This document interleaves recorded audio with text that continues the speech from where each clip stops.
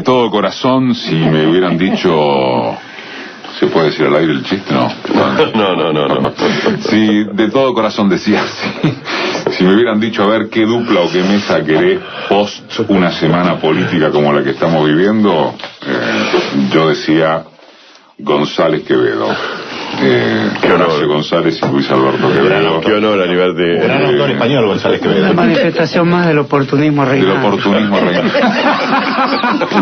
Pero bueno, espero que me crean. Maestro González. Porque se necesita gente de pensamiento crítico, abierto, de palo si se quiere, pero con otras perspectivas, con otros horizontes analíticos en momentos como este, donde ya pasó un montón y donde va a terminar pasando algo que esta medianoche va a ratificar ese montón. En el caso particular del oficialismo, lo decíamos también en la nota editorial, una serie de nombres muy puramente K, que seguramente van a ser entronizados en nóminas y lugares, hasta terminar de conformar lo que también señalábamos como una suerte de opción de máxima de lo que se llama el entornismo sobre Scioli o del kirchnerismo al poder sin la protagonización en el cargo ejecutivo máximo. Yo pensaba,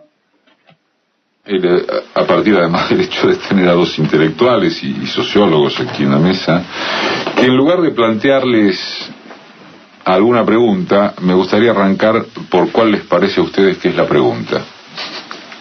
Frente a lo que ha sucedido, frente a la entronización de Zanini, frente a esta movida que ha marcado otra vez la agenda a partir de lo que mueve Cristina, que es objetivamente detrás de lo que se mueve todo. El peronismo viene funcionando hace ya décadas como el gran ordenador, ¿no es cierto?, de las derechas y las izquierdas en la Argentina, y yo creo que así va a seguir siendo. Pero ¿cuáles preguntas se abren? Y si ustedes quieren, cuáles certidumbres se hablen a partir de la fórmula Scioli-Zanini y de allí para abajo. ¿Beto o Horacio? No sé quién quiere empezar. Maestro. ¿Horacio? Horacio González, señores, en Marca de Radio. Una pregunta muy general, no sé si... de tan general, no sé si sirve, pero ¿cómo fue que en todos estos años no fuimos capaces de cambiar las condiciones bajo las cuales se hace política en la Argentina? Son condiciones muy deficientes, teñidas en gran medida de brusquedad, con escasa discusión, recubiertas de operaciones de todo tipo. Por supuesto, las mayores operaciones son comunicacionales y de los grandes medios, pero también de los partidos políticos.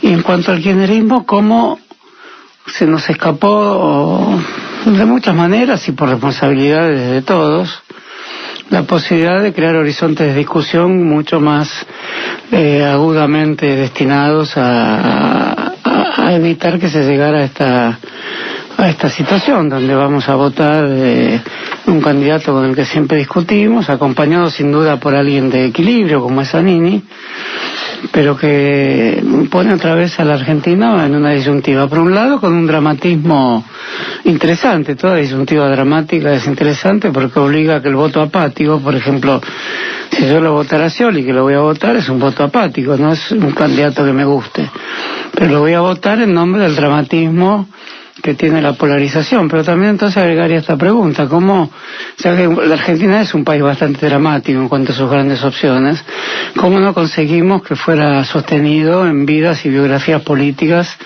mucho más encumbradas, mucho más interesantes? Y todo esto, por último, ¿cómo permitimos deteriorar a la vida intelectual del país, sometida a la lógica de los medios más grandes y más irresponsables también, y más ligados a las grandes tecnologías? ¿Cómo permitimos que se deteriorara la vida intelectual que no podía no interesar a la política? La política que se hace en cualquier país sin una vida intelectual destacada y efectivamente sensible a los grandes problemas de la época y del mundo también se empobrece. Horacio González y ahora el Beto Quevedo, el director de Flaxo. Yo creo que la primera pregunta es que hay un cambio de escenario muy significativo respecto de lo que venimos viviendo en los últimos 12 años y que en realidad ninguno de nosotros sabe del todo qué es lo que va a pasar con el 11 de diciembre, con todos los protagonistas puestos en lugares diferentes a los que vienen jugando hoy dentro del escenario político y social. El 11 de diciembre del 2011, cuando asumió Cristina el segundo mandato, uno podría decir que ese día había mucho más certidumbres que interrogantes. En todo caso, los interrogantes tenían que ver con cómo se profundizaba el modelo. Y más entusiasmo había seguro también. Muchísimo más entusiasmo y muchísima más confianza en la profundización del modelo. Yo creo que ahora está, primero, el enigma Scioli, el interrogante Scioli. Yo creo que no es lo mismo Scioli presidente que lo que es hoy Scioli candidato. Vamos a suponer el escenario, vamos a jugar un rato porque en el escenario de que Scioli gana las elecciones. Por un momento juguemos a eso, digamos. Yo creo que es un juego demasiado arriesgado. No es muy arriesgado. Es lo que va a pasar casi seguramente. Arriesga más, Beto. Voy a arriesgar más. Voy a anunciar ahora quién es el vice de Massa. No. O el canciller de Scioli. Bueno, ahí sí. Bueno, por ejemplo, ¿cuál va a ser el elenco de gobierno de Scioli? ¿Cuáles van a ser sus políticas? Esas son interrogantes. Y la otra cosa, ¿cuál va a ser el papel de Cristina en todo esto? ¿Cuál va a ser el papel de la sociedad en todo esto? Yo creo que hemos trasladado una cierta confianza a la cual yo participo. Ajá. Y es que los 12 años no fueron solamente 12 años de gobierno fuerte, centralizado del kirchnerismo con transformaciones profundas, sino que además yo creo que la sociedad tuvo en esos 12 años una experiencia a la cual no va a estar dispuesta a renunciar fácilmente. Digo experiencia, primero, de qué significa la política, qué significa el rol del Estado, de qué fueron las políticas públicas en materia social, en materia de derechos humanos, en materia de derechos civiles, en materia económica, lo que significaron la recuperación para el Estado de las AFJP, de las Aerolíneas Argentinas, de YPF, etcétera. Yo creo que hay una experiencia social de eso. Creo que la sociedad argentina lo ha asumido. Lo digo también, ahora como somos sociólogos con Horacio, lo debemos también porque lo hemos medido. Nosotros hicimos el año pasado desde Flaxo, con Ibarómetro, una encuesta sobre cultura política argentina, preguntándole nada que ver con candidatos ni nada, preguntándole por valores, por convicciones sobre el rol de la política en la vida pública, en la vida de las personas, por el rol del Estado, etcétera, y creo que hay algo de esa base cultural que ha cambiado en la Argentina, que no estamos en el 2001-2002 respecto de qué esperaba la gente de la política. Creo que en estos 12 años la gente no solo esperó otras cosas, sino que las vio concretarse, y que creo que eso es una herencia. ¿Qué va a pasar con la sociedad? Decía... con Scioli presidente. Con Scioli presidente. La otra es... yo creo que yo estoy de acuerdo con lo que dice Horacio sobre que no supimos crear un horizonte de discusión, un ámbito de discusión, y que tampoco se supo, o no se pudo, o no se quiso, o el liderazgo de Cristina así lo impuso, la lógica de la política del kirchnerismo así lo impuso, pero no hubo ni regla sucesoria ni sucesores, digamos, claros, ¿no? Convengamos también, quiero introducir este matiz, más allá de que ya fue. A ver, esto era con dos, y uno se murió. Y se murió antes de tiempo. Y la que quedó no puede ser reelecta. Sí, claro. El obstáculo es muy alto, en el sentido de qué se pudo haber creado. Bueno, Horacio lo preguntaba, ¿cómo no se supo llegar con un candidato mejor? No se supo, no se pudo, no se quiso. Alguno me podrá decir, ya está de modé esto, porque es lo que quedó. Sí, y a lo que quedó se lo entornó lo mejor posible. Discúlpame, y le pasó a la inmensa mayoría de los gobiernos progresistas de los últimos 10, 12 años en la región. No nos olvidemos. Es un problema en Venezuela, es un problema en Bolivia, es un problema en Ecuador. Y entonces, Beto... Y termino diciendo de este porque me pareció un paréntesis ad hoc. Pero sobre este punto termino diciendo, sin embargo, y pese a todo eso, en estos 12 años, yo creo que el elenco político, los cuadros políticos que el kirchnerismo forjó, son de lejos una dirigencia política incomparable con ningún otro partido.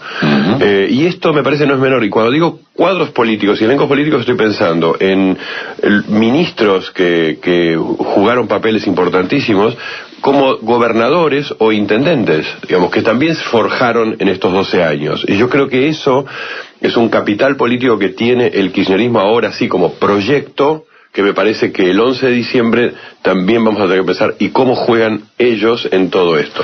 Horacio, vos coincidís en que más allá del cierto grado de depresión que provoca una figura como la de Scioli, hay espacio para seguir hacia adelante en la, llamémosle, consolidación del modelo, precisamente por lo que Beto acaba de decir, todo lo conquistado en estos 12 años? Bueno, en gran medida comparto lo que dice Beto, específicamente en relación a que el interés político abrió nuevos horizontes biográficos para nuevos dirigentes jóvenes. Eso me parece de sumo interés y en gran medida ahí va a tener que pensarse cómo se reformulan problemas, cómo se toman decisiones más interesantes. Eso por un lado, en eso coincido. Lo que me gustaría agregar es que evidentemente lo que llamamos kirchnerismo comenzó por postular un fuerte añadido a la tradición peronista, y no era un añadido y un conjunto de problemáticas que se iban superponiendo y agregando, extraídas solo de la tradición peronista, sino que venían bajo influencias diversas que el peronismo mostraba notoria porosidad para incorporar. El kirchnerismo me refiero. Ahora escucho demasiado en estos últimos días que el kirchnerismo es el nombre que tiene el peronismo de hoy. Sí. Eso me parece que es un retroceso en relación al modo en que el kirchnerismo tenía como virtud cierta desprolijidad, en el sentido de que rechazaba la incorporación de ciertos temas al principio. Por ejemplo, la asignación universal por hijo no tuvo una simpatía inmediata en el gobierno. Después se tomó siendo propuesta de otros grupos, otras personas, y se incorporó ahora en la lista de legados que tendrá el próximo gobierno. Esto hablaba de un gobierno que, como digo, tenía una lectura rápida, nerviosa, imaginativa, inspirada en muchas opciones donde había algo de juego en cuanto a la que se tomaba, porque no tenía cartilla previa, no tenía presupuestos previos fijados por una doctrina. Ahora me parece que escucho demasiado la idea de que esto ya estaba escrito en las previsiones habituales que la doctrina de los años 50 había estipulado. A ver, entonces ¿esto significaría que entró en crisis, o según tu opinión entró en crisis? Y es una gran pregunta, seguro, no porque la formule uno, que el kirchnerismo es la etapa superadora del peronismo. Bueno, yo tampoco nunca lo dejé así, ese aire de dialéctica fácil que tenía esa pregunta, nunca lo acepté enteramente, pero siempre me gustó pensar algo parecido, es decir, sobre la base de el modo en que se abren los legados en una sociedad, que es un modo amplio, es un abanico complejo, como se abren los legados, se reinterpretan, adquieren otros nombres. El kirchnerismo tenía y tiene ese rasgo, que es aceptar los legados y al mismo tiempo abrirlo en muchas direcciones. A veces lo que se canta en la Casa Rosada por parte de las juventudes que se reúnen en los patios alude a ese legado, muchas veces de una forma más cerrada de lo que a mí me gustaría, pero la forma más firme en que se alude es la forma del peronismo más sus formas de luchas posteriores, que eran peronistas y no peronistas. También cuando se alude a los desaparecidos en términos genéricos, evidentemente es un lugar de encuentro de todas las tradiciones políticas esas. Bueno, ese cántico es interesante, así como tiene un fuerte filón peronista. Ese filón peronista no sigue siendo un lugar de consulta en Argentina para las memorias. Es un lugar de consulta, es el yacimiento de una memoria de miles de personas. Ahora, cuando consultás la memoria, que es ese gran yacimiento que le da sentido a una nación, encontrás también en los 60 y en los 50 en el peronismo debate con la izquierda muy interesantes, vidas del socialismo que pasan al peronismo, personas que hacen su balance personal de un modo muy dramático y muy evidente y anulan con experiencias antipopulares anteriores para pasarse a, digamos, con experiencias muy válidas, hablar dentro del peronismo con otra lengua que no es la del peronismo. Yo me temo que, por lo que escucho de personas que no vienen del peronismo justamente, porque las personas que vienen del peronismo han hecho una experiencia de apertura, muchas, no son pocas, incluso pongo entre esas personas a Néstor Kirchner y a Cristina Kirchner. Han hecho una, porque eran, antes no se puede dudar que eran más peronistas, y ahora no digo que sean menos peronistas, que digo que han adquirido más antenas hacia el mundo, la complejidad del mundo, la complejidad de tener que tratar con Rusia, China, los fondos buitres, una Argentina que es un país más heterogéneo culturalmente y no el país del peronismo en el Estado, un Estado que hay que reconstruir de muchas maneras sin hacer un estatalismo fácil, dejar que la sociedad hable. Bueno, todo eso percibo que personas que no vienen del peronismo y se incorporan desde pensamientos más progresistas al peronismo, personas que están en los medios además de que tienen influencia, conciben con mucha facilidad que esto sería como algo que no vieron en su momento de esplendor, que es un peronismo más granítico. Bueno, yo no estoy de acuerdo con eso. Creo que este gobierno, además, la fórmula que lo integra tiene que actuar en términos de su diversidad sin producir conflictos innecesarios. La fórmula es una fórmula de la diversidad. Entonces esa diversidad tiene que seguir suponiendo que el peronismo no es un cierre de la historia argentina porque se precisaba volver a los términos de la cartilla doctrinaria a la que el kirchnerismo había vulnerado en varios aspectos, sobre todo al incorporar, lo cual no era previsible de ninguna manera, los derechos humanos como un tema tan central de la vida de millones de personas hoy. Entonces, eso, yo diría eso, si Scioli tiene la suficiente sensibilidad, tiene que comenzar a pensarlo desde hoy ya, ¿no? Pedro. Sí, una pregunta retomando lo que Quevedo decía de la experiencia. Hay algo que me llamó la atención esta semana, obviamente uno no escucha todos los comentarios, pero de los comentarios que yo escuché, prácticamente nadie hacía alusión a la gigantesca movilización del 25 de mayo y de esos días, y también cuando Cristina estuvo por última vez informando a la nación, como se suele decir, en el Congreso. ¿Y qué impacto, si es que ustedes consideran que esto tiene un impacto también en la experiencia que vos aludías, el hecho de que el kirchnerismo hoy sea la única fuerza política que tiene esa capacidad de movilización? Y que, reitero, me llama la atención que en toda la movida que hubo esta semana no se habla de la calle, de esta movilización. Vito Quevedo y antes Horacio González. Eso es muy interesante para mirarlo justamente desde el costado de lo social, ¿no? De las transformaciones de estos 12 años y de esto que yo he llamado la experiencia de la sociedad en 12 años. Y es que lo que nosotros denominamos el retorno de la política, el retorno del Estado, no fue solamente el retorno estuvo muy lejos de ser el retorno de lo institucional, pero no fue solamente el retorno del decisionismo político, fue también el retorno de la movilización, del entusiasmo. A mí me impresiona cada vez que yo estuve en varios días de los del 23, 24, 25, me impresiona mucho el entusiasmo, ¿no? Ese concepto kantiano del siglo XVIII, ¿no? Que él decía, para analizar una sociedad hay que ver dónde está el entusiasmo. Bueno, ahí está, el entusiasmo estaba en la Plaza de Mayo en esos días. Creo que la sociedad, a eso le llamo yo, la sociedad acompañó con una experiencia.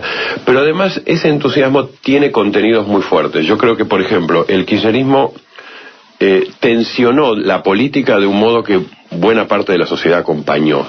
Trajo tensiones, trajo interrogantes fuertes y además las trajo con los jugadores fuertes. Tensionó la política con los poderosos. Digo, cuando enfrenta al FMI o enfrenta a Bush, a la sociedad rural, a Bush, y le dice al carajo, a Clarín, a los grandes medios, a la Suprema Corte en su origen. Tensiona con los jugadores fuertes, ¿no? Eso me parece que la sociedad lo acompañó muy bien en ese proceso y apoyó eso. Enfrente, hoy, porque en esta dicotomía de dos candidatos que van a competir en octubre, en realidad, la derrota, por así decirlo, del macrismo es que el macrismo tiene una concepción administrativa de la política y tiene una concepción de la política justamente de desmotivación. de la gente. O sea, el macrismo no solamente no enfrenta a los poderes, no cree que la política sea eso. Cree que la política es más bien acordar con los poderes y más bien descomprimir lo que son las demandas de la sociedad. A eso me refería con la experiencia. Yo creo que la sociedad argentina tuvo un periodo largo, porque 12 años son muchos años, donde se forjaron juventudes también. Yo veo a mi hija que tiene 21 años y que nació políticamente en este periodo, digamos, y que para ella la política significa algo fuerte, como significó para mi generación a fines de los 70. Acerca de eso que decís, Beto, el otro día comentábamos, ahora, no sé, 3, 4 sábados, me parece que fue justamente, sí, a raíz de lo del 25 de mayo, un poquito más. Esto de que la nueva generación generación de pendejos que se suman ahora no conocen lo que es marchar contra. Marchan a favor. Marchan con entusiasmo, poco, mucho, lo que quiera, pero esto era desconocido.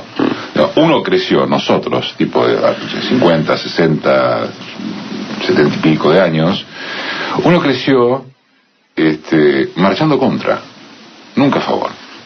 Y la novedad de la que hablas, me parece, si te interpreto bien, es que se llegó hasta tal punto de reentusiasmo con la política, que estos pibes conocen solo marchar a favor. Nosotros crecimos contra Menem, contra las dictaduras, se dan pocos lados, se dan muy pocos lugares. Se dan muy pocos lugares. No, habla hoy con un pendejo, un militante, cualquiera, no sé lo que es marchar en contra. Bueno, en lo de nuestra generación, Eduardo, digo, nosotros en los 80, en el fin de la dictadura y en el principio de la democracia, el tema de los derechos humanos lo vivimos desde la calle como reclamo, es decir, en contra de los milicos. Lo que les ha pasado a estos pibes es que los derechos humanos forman parte de su cultura, y por eso la ampliación de derechos civiles, esta ampliación de derechos, forma parte de la misma dinámica, ¿no? Un gran pensador, Claude Lefort, decía que lo que se abrió con los derechos humanos es en realidad una indeterminación de los límites de los derechos, y que esta dinámica de derechos es lo que vale en una sociedad, mantener viva la dinámica de derechos. Bueno, yo digo, este gobierno en 12 años transformó el reclamo de verdad y justicia en torno a los temas de derechos humanos que fueron del fin de la dictadura en una política de ampliación de derechos por el lado positivo, y por eso el acompañamiento de los pibes es a eso que les ocurrió durante sus años jóvenes, que es ir a decir que sí. Vos decís que eso no corre serios riesgos con la ciolización. Sí, creo que corre serios riesgos. Lo que decía es, vos empezaste esta charla diciendo cuáles son los interrogantes y, por ejemplo, cómo va a actuar la sociedad en estos 4 años de ciolismo, diría yo. Cómo va a defender esto que estamos hablando, que es la defensa de políticas que no es solo lo que se conquistó, es la dinámica de la política. En eso, Beto Quevedo estaba hablando, le pregunto a Horacio, en eso influye, porque vos también, Horacio, apuntaste cómo va a jugar la sociedad. No es dialéctico el concepto, esto es, no interviene el cómo juega la sociedad a partir de lo que sus líderes determinen. Me parece que en lo que va de la mesa, y en todo caso tomo la responsabilidad porque soy el conductor de la nota, nos centramos en Scioli y pregunto, ¿no habremos perdido de vista que la jefa política sigue siendo Cristina? Bueno, que la líder sigue siendo Cristina. Sí, está planteando un tema fundamental. Yo creo que a partir de ahora, ante el cambio de situación, no es difícil imaginar que el liderazgo de Cristina se tenga que resituar o reposicionar bajo otras condiciones, sin perder su condición de liderazgo. Ese es un tema que toda sociedad debe tener también bajo discusión. No hay líderes a priori en la sociedad. El liderazgo de Cristina se ratifica y se repropone incluso para sí misma ante cada coyuntura que vive el país, incluso ante cada acto público. En gran parte es un liderazgo que se basa en apariciones muy audaces y de tipo espectacular que registran todos los medios, y se ofrece también a la crítica de los fuertes medios de la oposición, porque tiene una discursividad notable, llena de planos. La discursividad de Cristina nunca hubo de ese modo algo parecido en la historia de la oratoria argentina, que eran oratorias de alto nivel. Hay que comparar a Cristina con una oratoria de alto nivel. Claro, ¿con qué la comparás en ese Y sentido? la comparás con las grandes oratorias argentinas, diría que antes y después de Lisandro Latorre. Y al mismo tiempo está entrecruzada de materiales aleatorios muy diversificados, alusiones directas al auditorio o indicaciones de las personas que están presentes. Es decir, hay una fuerte influencia del tipo de conversación de los medios de comunicación en la gran oratoria clásica. Entonces, Cristina es un tipo de oradora que basa en la oratoria buena parte de la vigencia de su liderazgo, y en la audacia para tomar medidas, muchas de estas de sorpresa, como siempre dijo el peronismo, mejor tomar medidas de sorpresa. Yo no estoy tan de acuerdo que sea así, pero de todas maneras esto está ocurriendo así, sobre todo la decisión sobre Scioli. Y por último te digo, la inscripción que tiene el discurso de Cristina, todos los estilos comunicacionales del momento, la sacan un poco de la tradición clásica de la oratoria y la ponen como una voz fortísima de debate con los medios. Y su ironía, digo por último, es algo que quizás se puede practicar mejor estando dentro del Estado. No sé ahora, cuando esté fuera del Estado, qué tipo de expresión pública va a tener. Por eso todas las preguntas que estamos haciendo acá son preguntas también para Cristina, ¿no? Horacio González, Beto Quevedo, cerramos con ellos, ya está Gerard también después del info. Horacio González, Beto Quevedo, el director de la Biblioteca Nacional, el director de Flaxo, están aquí. Quiero avanzar con una más respecto del espacio kirchnerista, como para después tratar de pegarle una vuelta total, entre comillas, al escenario completo que incluye la oposición, de la que hasta ahora hemos hablado poco. Todo esto viene a cuento del cierre de listas, claro, y del escenario que se abre. Con Scioli como candidato, y a pesar de Zanini, que no es peronista, más todo lo que se entronice hoy a la noche, ¿hay probabilidades de que el kirchnerismo pierda por izquierda? O, como decíamos antes, el peronismo, como decíamos, el peronismo es el ordenador de la derecha y la izquierda en Argentina? ¿Esto? O en todo caso, si pierde por izquierda, ¿dónde se iría la izquierda, no? Bueno, la izquierda que podría votar. La izquierda descontenta con Scioli, no estoy hablando de los espacios más radicalizados. Claro, yo haría esa diferencia.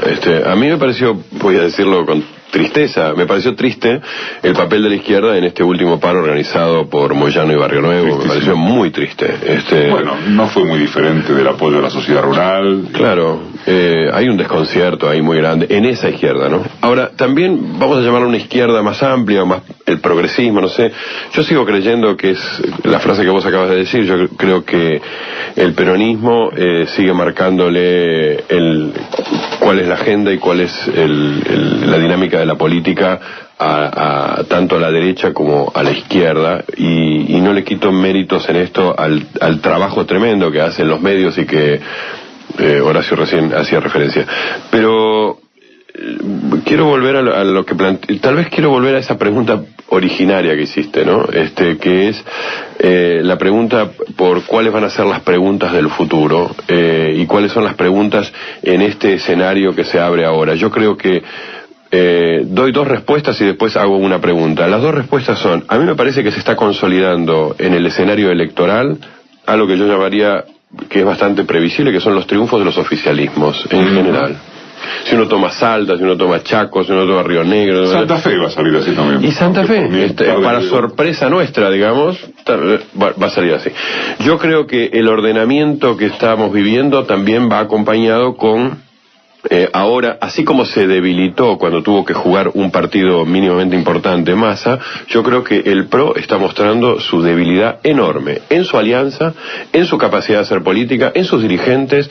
No tiene otros dirigentes que los dirigentes de la ciudad de Buenos Aires, no ha forjado absolutamente nada, en su capacidad de diálogo con sus propios aliados. O sea, me parece que hay mucha debilidad que, al lado de la dinámica que le propone el gobierno y que le propone las elecciones, me parece que se va a debilitar. En ese sentido, entonces reafirmo, después de la acusación que me hicieron al principio de esta charla, yo creo que es bastante claro el triunfo en primera vuelta del Frente para la Victoria. Segunda cuestión, que lo dejo como interrogante.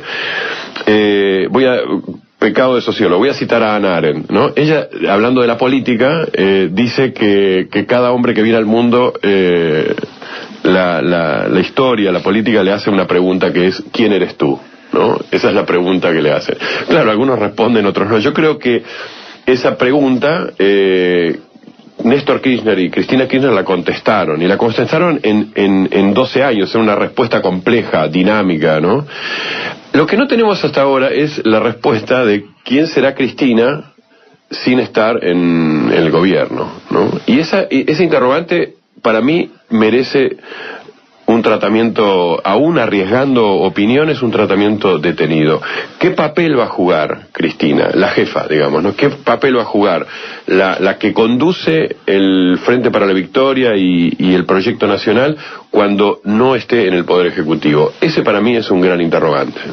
Horacio, para ir cerrando, ahí decía yo, no sé si querés agregar algo sobre este tema, pero en todo caso te dejo además la pregunta o el disparador de cómo juega en el escenario una oposición que incluso pareciera que no quiere ganar. Ayer Elisa Carrió, en un rapto de sincericidio, dijo: en este espacio no se está jugando a ganar. La primera es ella, que jamás jugó a ganar, pero quiero decir, lo extendió al universo de pro radicales y lo que se conozca como coalición cívica, que viene a ser ella unificada en sí misma, aunque a su vez la coalición cívica presenta una lista aparte. Porque hasta aquí hemos analizado las dudas y las certidumbres y las preguntas en torno del kirchnerismo. ¿Se puede hacer eso sin incorporar el tipo de escenario que suscita la oposición? Bueno, digamos, en principio esta coyuntura eso califiqué de dramática, la que llega del país entre dos fuerzas, una fuerza que tomó los temas del progresismo, tomó los temas de la izquierda sin ser de izquierda, por lo tanto la hace un poco de izquierda, y la fuerza neoliberal sostenida por los grandes medios comunicacionales que tampoco están conformes con los personajes que las representan. Así como nosotros podemos estar conformes con los personajes, o por lo menos con Scioli, pero esta actitud de disconformidad con los personajes que encarnan una gran confrontación que va a tensar toda la forma de la nación y de la sociedad argentina, es un poco habitual en todos los países, ¿no? No aparecieron los grandes personajes. Cristina creo que lo es. Y la calidad de gran personaje de la política y de la historia se tiene que revelar un poco en algo parecido a lo que recordaba Beto de Hannah Arendt, en una pregunta no solo que le hacen las generaciones existentes al que viene, quién sos, sino quién se hace a sí mismo, que la pregunta que cada uno se hace a sí mismo. Y los grandes líderes tienen que hacerse la pregunta: ¿quién soy y cómo estoy dispuesto a cambiar en las nuevas coyunturas que se avecinan? En ese sentido me parece que una gran voz que haga la recapitulación de todo lo que pasó, que no pierda los discursos vibrantes, que no pierda el grado de apelación constante que tiene Cristina, siempre hace un llamado. Y su ironía significa una ironía que sabe utilizar bien el modo en que los medios ironizan y reciben la ironía. Y en ese sentido, el aprendizaje que tiene que hacer todas estas fuerzas heterogéneas que van a disputar con nuevas derechas de rostros muy oscuros también, y que tienen que ver con la situación internacional, porque en Venezuela, en Ecuador, en Brasil han retrocedido las fuerzas más ligadas a la transformación, y en la Argentina esto puede ocurrir también bajo la forma de la manutención del poder por parte del kirchnerismo bajo condiciones mucho más atenuadas. Entonces, en ese sentido me parece que también hay que aprender a hacer política, y la autorreflexión biográfica desde Cristina para atrás, para adelante, para abajo y para arriba es absolutamente indispensable, porque el modo en que actúan los medios de comunicación tomando partículas sobrantes del idioma, el humor, una ironía, algo que uno dice al pasar en un programa de radio, todo eso hoy forma parte de una suerte de paredón de fusilamiento que los medios tienen, los grandes medios me refiero, tienen preparado con su sistema de captación de las incidencias accidentales en el discurso, que son en general bromas, etcétera, que califican a las personas no por su biografía de años. Por ejemplo, lo que pasó con Eduardo Josami, no lo calificaron por su enorme biografía política, que pasó por todas las vicisitudes de las grandes luchas latinoamericanas desde los 60 hasta hoy. Lo calificaron por una broma que hizo de un programa de radio aparentemente no escuchado por muchas personas, pero sí detectado, inspeccionado. Es decir, la idea de la inspección punitiva a todo lo que se dice que no forma parte de la argumentación política está destruyendo la argumentación política.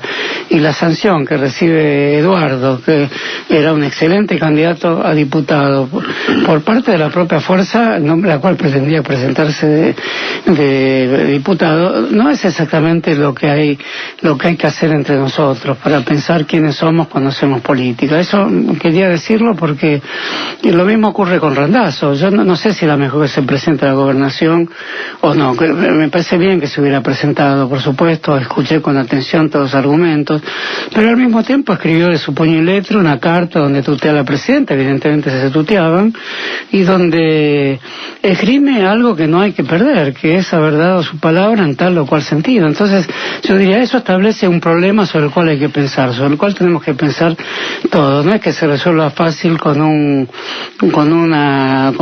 estilo de sanción del militante que tiene un bloque de convencimientos inmodificables. Tenía que haberse presentado a la gobernación. No, tenía que haber pensado en su situación. Y su situación es todo lo que hizo en su biografía anterior, las palabras que dijo antes, los compromisos que tuvo. Por eso a mí puede no gustarme que Randazzo se haya ido a su casa porque era el mejor candidato para la provincia, pero puede inspirarme esta situación para seguir pensando cómo tenemos que hacer introspecciones cuando venimos al mundo de la política, que el modo brusco en que se está haciendo política en Argentina no lo permite. Y responsabilizo por esto no al gobierno, que aunque tiene a veces despuntes de ese modo, en realidad es un modo tomado de la manera que opera la derecha comunicacional en todo el mundo, no en Argentina. Esto lo pasó en España, que contaba Brigger. Lo hacen acá, lo hacen en Brasil, y lo hacen en Uruguay también, un país donde es menos necesario hacerlo. Brasil, ¿no? Bueno, Clarín está hace una Carmelita descalza frente a un globo. Acerca, y para cerrar, de lo que decía Horacio, quiero aprovechar lo que dice Horacio. Está bien que quizá, entre comillas, nos vamos un poco de tema, pero en torno de los formatos mediáticos, de la brutalidad, de la agresión que adquieren los formatos de la política, sobre todo en la TV abierta, básicamente, de llegada más masiva todavía, hay un formato intratables de la política que es insultante para el gusto de uno, donde todo pasa, donde nada queda, donde la cultura es permanentemente clip, valga el oxímoron, que no quiero desaprovechar, estando vos, Beto, que sos un estudioso del tema, preguntarte, no por tu opinión, que la deduzco, sino por si acaso eso tuviera retroceso, ¿no? O ya es la forma en que la política se ha instalado en los medios y, gracias a Dios, la política no circula ya solo por la tele. Y entonces no hay que preocuparse tanto. No, creo que, el entretejido mediático es bastante amplio y creo que la política circula con distintos lenguajes, con distintas palabras, en distintos formatos, etcétera. Pero yo creo que Horacio hace alusión a algo que creo que sí se ha, ha decantado en este tiempo, que es, hay una operación política muy grande en los medios hegemónicos que es desarticular el debate político de ideas o de proyectos o de fondo para ir a poner la lupa en detalles que hacen más pobre, hacen más triste, hacen más inconducente la discusión política. Discúlpame, por un lado eso, y por otro, a vos no se te habrá escapado, quizá particularmente, vos ves hoy, por ejemplo, formatos como el de Telenoche, cambiado, que suponen el quite de la exposición de la política como tal. Es el generalismo, es el denuncismo, y en todo caso es la operación política a través de momentos muy puntuales que ya no ocupan la mayor parte de la pantalla. Han quitado a la política para dejarle, todo es política naturalmente, para dejarle en un lugar muy chico, reservado solo a los pasajes partidarios. ¿Te parece que eso tenga retorno? Sí, creo que tiene retorno. Creo que no es el único lenguaje que la televisión o los medios audiovisuales han usado, y creo que hay una dinámica en eso, y no creo que sea permanente, no creo que sea el destino de la televisión o de los medios audiovisuales en general para darle formato a la política. Ahora, lo que sí creo es que ahí hay una estrategia deliberada en desarticular escenas de debates políticos. Hay una eso es adrede. yo creo que es parte del mismo problema que tiene la derecha o los medios más concentrados o lo que uno podría decir este pensamiento pobre de la política que tiene la oposición, el macrismo, etcétera, donde Elisa Carrió es un referente de ellos muy importante porque produce solo títulos catastróficos y sin ningún argumento, sin un costo y sin ningún argumento de fondo. Yo creo que esto es algo que en esta etapa le ha servido mucho a la derecha. No creo que esto sea un destino inevitable para los medios, que empobrecer de esta manera el debate. Ahora, qué título interesante, ¿no? Porque le sirve a la derecha en términos culturales, pero no le alcanza para ganar.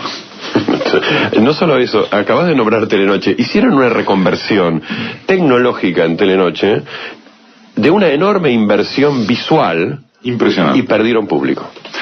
11:55, el Beto Quevedo y Horacio González pasaron por Marca de Radio. Un orgullo. Bueno, muchas gracias. Gracias, Horacio. Gracias. Bueno,